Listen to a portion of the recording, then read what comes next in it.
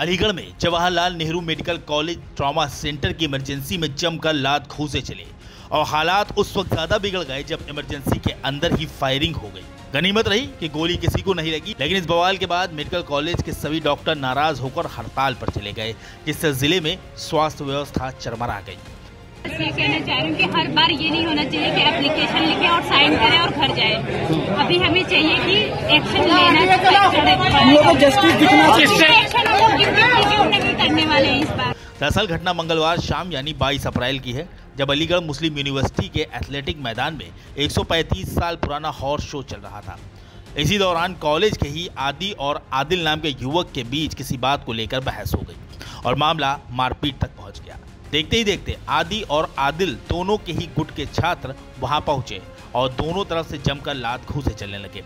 घायल आदि के साथ ही मुकदमा दर्ज कराने के लिए थाने पहुंचे और फिर वहां से मेडिकल के लिए जवाहरलाल नेहरू मेडिकल कॉलेज के ट्रॉमा सेंटर पहुंच गए। इसी बीच आदिल के साथी भी मेडिकल कराने ट्रॉमा सेंटर पहुंचे। ट्रॉमा सेंटर में एक बार फिर दोनों गुट आमने सामने आ गए और दोनों ही गुटों में मारपीट शुरू हो गई। छात्रों में हो रही मारपीट को रोकने के लिए सुरक्षाकर्मी मौके पर पहुंचे, लेकिन छात्रों ने उन्हें भी पीट दिया और फिर अचानक इमरजेंसी रूम में फायरिंग शुरू हो गई। गनीमत रही कि इस फायरिंग में किसी को गोली नहीं लगी। फायरिंग होते ही पूरे इमरजेंसी में अफरा तफरी मच गई और मरीज, तीमारदार समेत सभी डॉक्टर अपनी जान बचाकर भागने लगे। इस खौफनाक घटना से नाराज डॉक्टरों ने अपनी सुरक्षा की मांग करते हुए मरीजों का इलाज बंद कर दिया और हड़ताल पर चले गए। डॉक्टरों का कहना है कि अगर किसी डॉक्टर या मेडिकल स्टाफ को गोली लग जाती तो इसका जिम्मेदार कौन होता।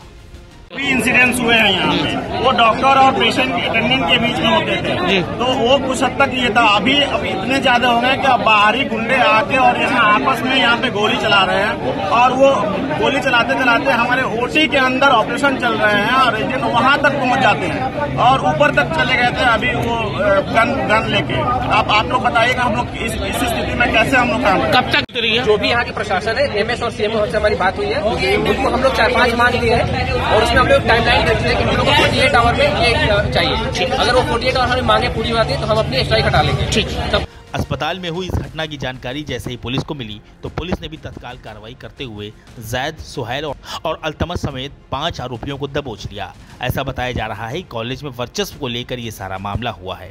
फिलहाल पुलिस ने कार्रवाई शुरू कर दी है और बहुत जल्द सारे आरोपी सलाखों के पीछे पहुंचा दिए जाएंगे।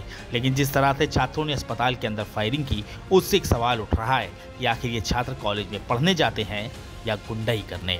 Bureau report, NDTV Bharat.